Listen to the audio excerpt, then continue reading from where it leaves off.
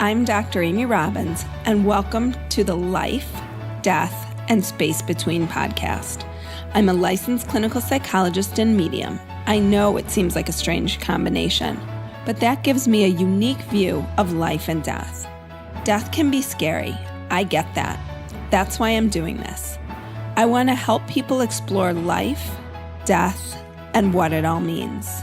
We are born and we die. What we do in the middle is the space between. After decades as a physician and teacher at Harvard Medical School and elsewhere, renowned academic neurosurgeon Dr. Eben Alexander thought he knew how the brain, mind, and consciousness worked. A transcendental near-death experience, NDE as they're called, during a week-long coma from an inexplicable brain infection changed all of that completely. Memories of his life had been completely deleted, yet he awoke with memories of a fantastic odyssey deep into another realm, more real than this earthly one. Since his 2008 NDE, he has been reconciling his rich spiritual experience with contemporary physics and cosmology. We are consciousness in spite of our brain. By probing deeply into our own consciousness, we transcend the limits of the human brain and of the physical material realm. His story offers a crucial key to the understanding of reality and human consciousness.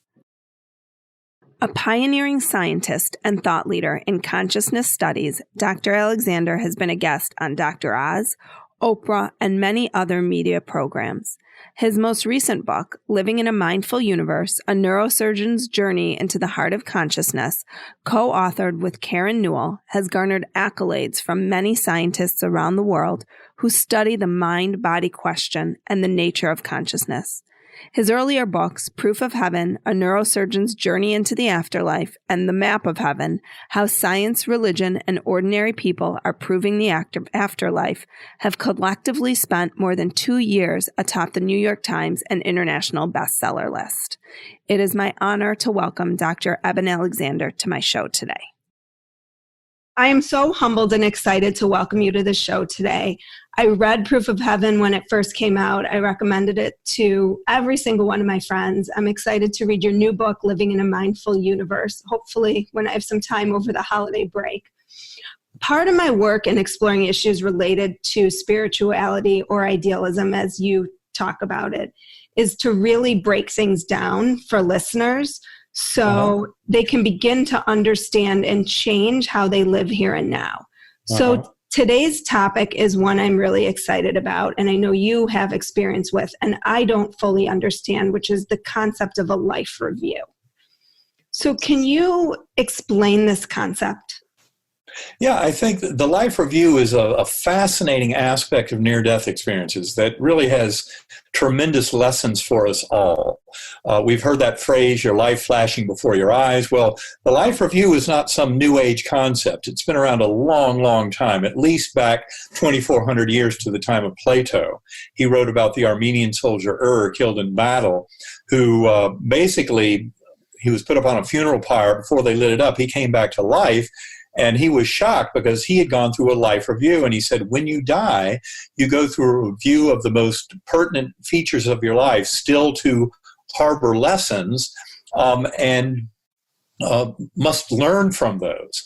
It's an extraordinary example because when you talk to modern near-death experiencers, and Karen and I meet hundreds of these people in our travels, and they communicate with us all the time. And the key is that the life review usually involves a setting where you experience things on behalf of those around you affected by your actions and thoughts. So the interesting point for your listeners is you don't experience your life review as yourself. You experience it as those who were affected by your thoughts and actions. And that's what's so astonishing. Wow. So it basically shows you that the sense of self is one that is built in to support kind of a drama or, a fiction, kind of an illusory aspect, although I hesitate to use the word illusion, because these lives here in this realm are the reason the whole universe exists. This is not some chaotic flotsam that has no meaning. This world of ours that we live in is very important. And that's where I think the life review is so crucial, because it basically shows us that the golden rule, treat others as you would like to be treated, is built into the very fabric of the universe. In fact, I've often thought that our concepts of hell come from life reviews where people had been so busy handing out pain and suffering to others that when they experienced the brunt of that in their life review, it was not something they liked. And of course, that's why life review is so important. It serves as a course correction to help to show us that we need to treat others with kindness and compassion. And likewise, start with ourselves. But the life review, I think, is absolutely essential. It's a part of most near-death experiences, and it is an extraordinary teacher. So when this is our soul then experiencing that life review, right? So if you have a near-death, if you die and you don't come back right away, right?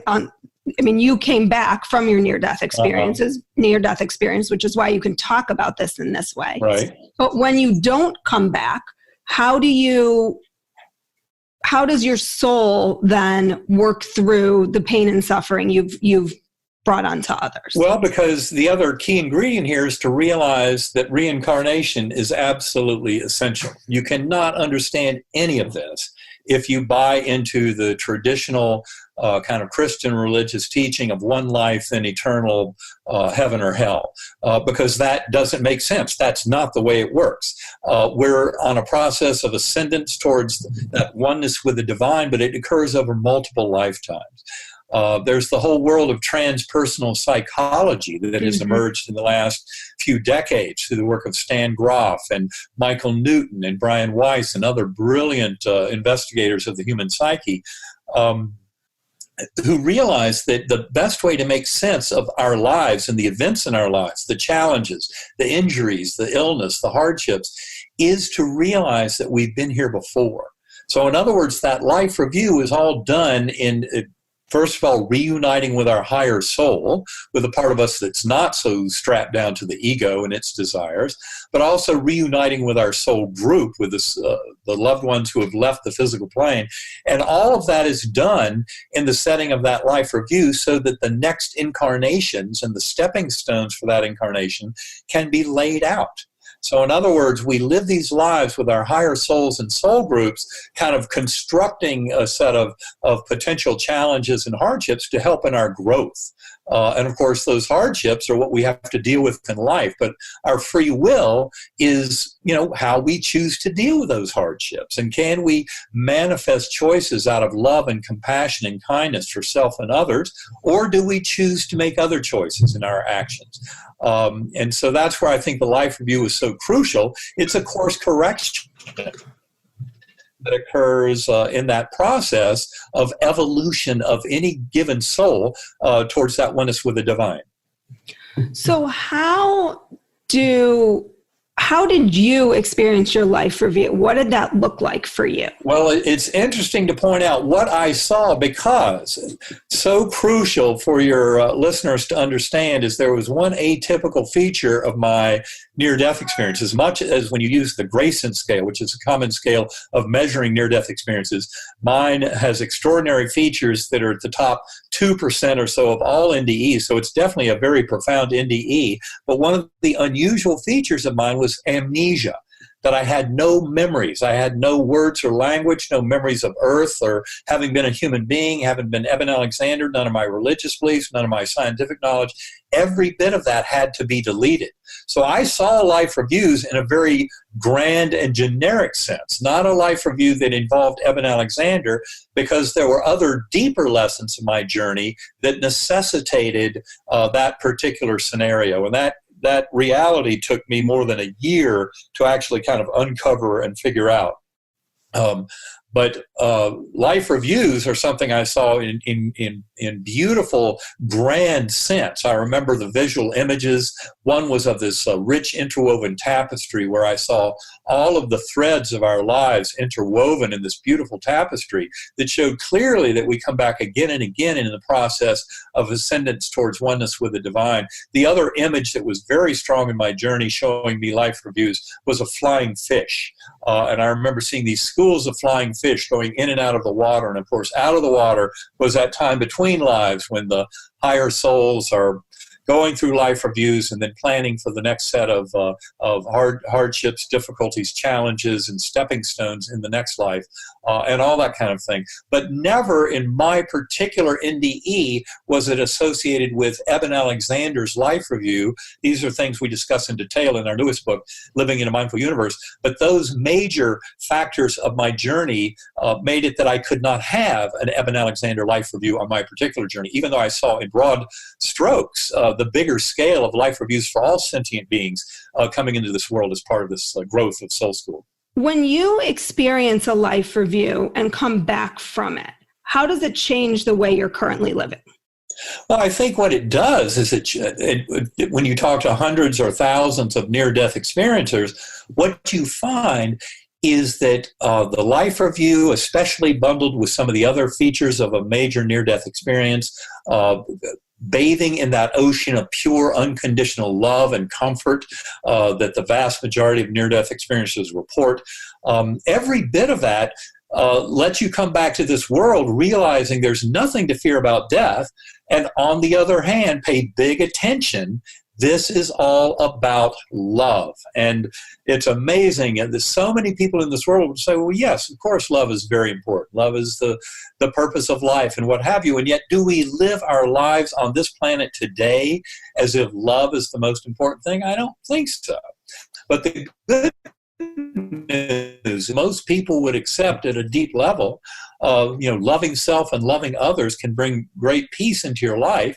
The reality is that we can bring tremendous peace and prosperity and harmony to this world, each by simply choosing love of self and love of others. And the best way to manifest love of self is to serve as a conduit, to allow that infinite healing power of love that so many who've had near-death experiences will provide testament to, and just bring that into this world. And it's something we go into in detail in Living in a Mindful Universe about.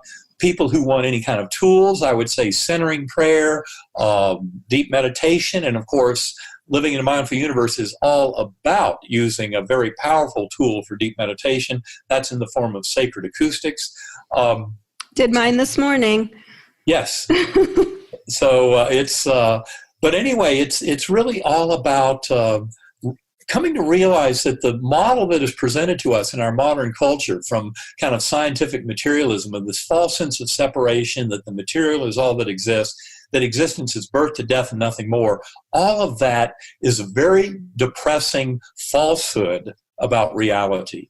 And it's one that has been perpetrated by our kind of conventional materialist scientific circles without their admitting to you that materialist science says absolutely zero about the nature of consciousness. In fact, they have to even deny that consciousness even exists.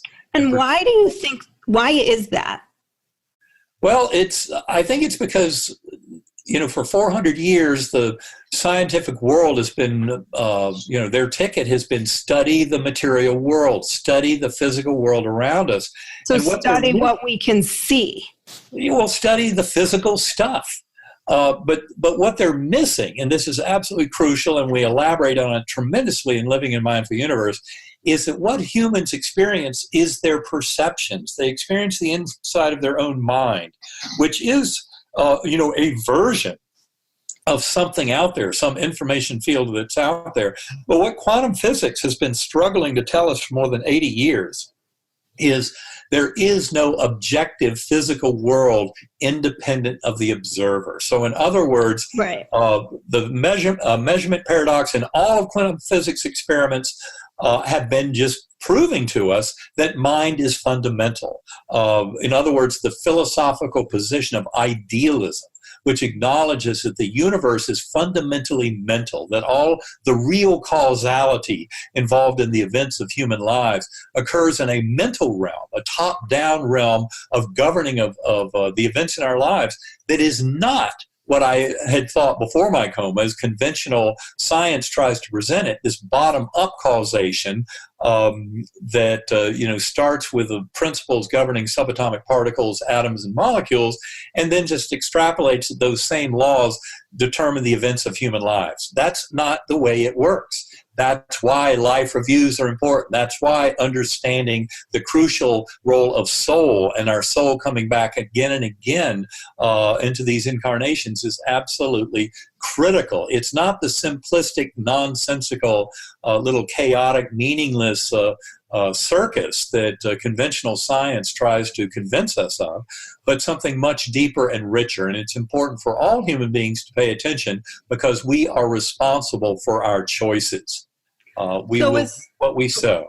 So is the reason that we experience the life review from the perspective of the person who we've harmed because that's the only way we can truly feel the pain and suffering we've caused someone else? Well, and I'll point out, we also feel the bliss and joy that we've handed out to others. So the life review is kind of a broad assessment of all the activities of your life, good, bad, and everything in between, all to serve as a course corrective. You can almost say that the life review is from a neutral perspective, but given that most of us would rather not be treated poorly, we can experience it as, oh my gosh, this is frightening that I could treat somebody like that, hurt somebody like that, and it feels like that. So we get it back, and that's what I'm saying. We reap what we sow. It's about these deep emotional truths of our existence, and the most fundamental lesson that humans have been challenged to learn over the last few thousand years is really of love, of loving self and others, and of treating each other accordingly. And that's why I think we're in this soul school. That's why this incredible journey of consciousness and the evolution of consciousness is making itself so apparent and kind of forcing the simplistic falsehoods of materialist science away, because they are false. When it comes to understanding human lives and consciousness, we need a much bigger theater of operations and understanding. Well, and I think what's hard for people to wrap their minds around is this notion of when you're in a human body and a human mind, what that looks like when you're a soul, right? Like I often find people want to understand it based on the constrictions of their mind. And what you're saying is it's so much bigger than that. Well, it's quite a bit bigger. And that's why, like when Karen and I do our meditation play shops, we help people develop that sense of that inner observer, that awareness that exists. That's the part that modern science, quantum physics, the measurement paradox, what's called the hard problem of consciousness and neuroscience, all of this is just pointing out that you cannot explain the workings of mind and of human experience solely on the basis of the physiology of the human brain. It does not work, I promise you. And this is something that, again, we elaborate the scientific points extensively in Living in a Mindful Universe. I would also encourage your listeners to partake of a free 33-day email course on ebenalexander.com that introduces a lot of the major concepts of that book and includes 4 sacred acoustics files to use for deep differential sound journey exploration of consciousness, things like that. So I'd encourage your listeners who want to learn more about this, not having to pay out 1 penny, they can go to ebenalexander.com, get on that 33-day email course, and learn a lot more about where this is going and why it's important and how the whole scientific world is changing to acknowledge that we're spiritual beings in a spiritual universe. So one more question before we wrap up, and I just want to put in my own personal plug, and I know I'm going to be talking with Karen as well, having her on a podcast. But I took your course a couple of weeks ago at Infinity Foundation, but also had started doing some of the sound meditations before then because I was just curious. And one of the things I find is just the expansiveness of consciousness and how you feel so outside of your own body and your own, I mean, this universe, that it's amazing that this morning when I was in the meditation, I was thinking, I don't want it to stop. I don't want to have to, get my kids to school and hear the ruckus. It's just like this inner peace and expansive. You're right. It's really beautiful. And, I'm very proud to tell people I use sacred acoustics an hour or two a day. I've been doing that the last 8 years plus. I can't imagine life without such an extraordinary tool for exploring consciousness. You really have to wonder, how in the world can something as simple as sound be so powerful?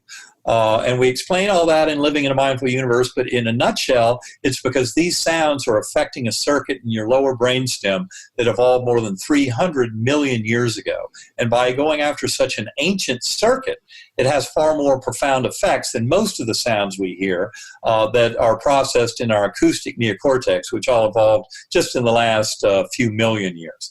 So it's really because we're going way back in evolutionary neurobiology in terms of what we're addressing using sacred acoustics type of sounds that we're getting such a profound effect. So a little bit of a more personal question. After you had this experience, obviously you were a scientist. How did your fellow colleagues respond to this experience? Did you find that some people were really open to it and others completely shut down? Because I know I have a lot of physicians that refer patients to me, some of whom I've shared some of this journey with, some of whom I've not, because my concern has always been about credibility and making sure that people trust me in the material realm.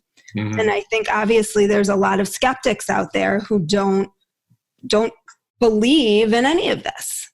Well, there are a lot of skeptics, but the good news is, and this was a thing that was an amazing surprise to me after my coma in the first few years out, was I came to realize that by far all of the leading kind of A-team investigators, scientific investigators of consciousness and the mind-brain relationship in this world realize that the materialist model is dead and died a long time ago. They don't even pay any attention to the physicalist or materialist model of brain creates consciousness because they know it's not true.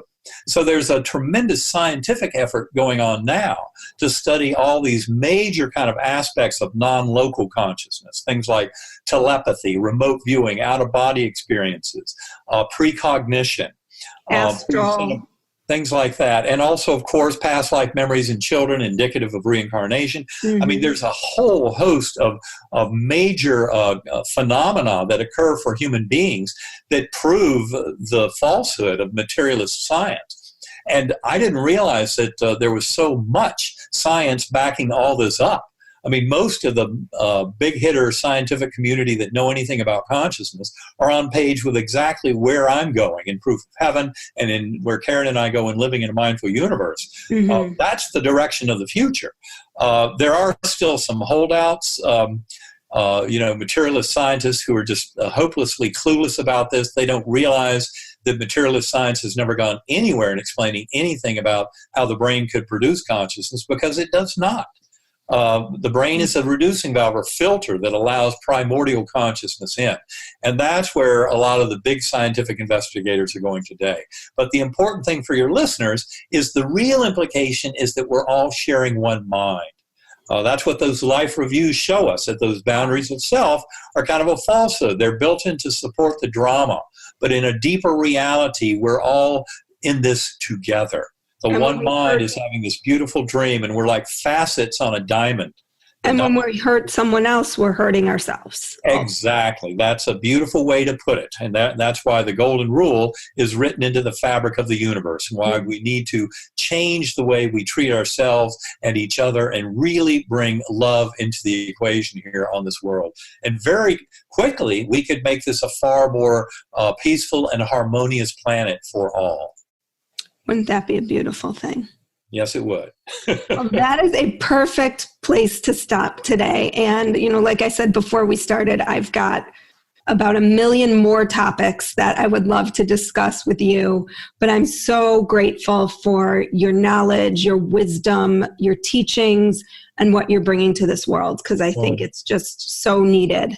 Well, my pleasure. Thank you so much for sharing that. And the good news is there are a lot of people around this world who are waking up and realizing this deep truth and working together to bring much more peace and harmony in this world. I'm very optimistic about where it's headed. In spite of all the crazy headlines and the political nonsense we've got going on in our country, there really are a lot of heartfelt people who are kind of helping to bring the angels into this world, you know, for all of us, to bring love and peace and harmony and understanding and compassion and kindness for others. And we can't have enough of those ingredients.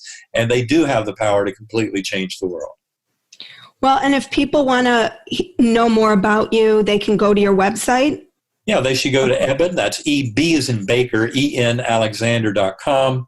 And again, I encourage everyone to invite your friends, get on that 33-day email course at EbenAlexander.com. And to learn more about the meditation and very powerful tools for getting into deep states of transcendental conscious awareness, I would send people to sacredacoustics.com. Great. Thank you so much. All right. Thank you. Great talking with you, and hopefully we'll do it again sometime. We will. Thank you. All right. Thanks. Bye-bye. Like what you heard today and want to hear more? Curious about what comes next and what it all means? You can subscribe on iTunes. Just go to podcasts and find Life, Death, and the Space Between and hit subscribe.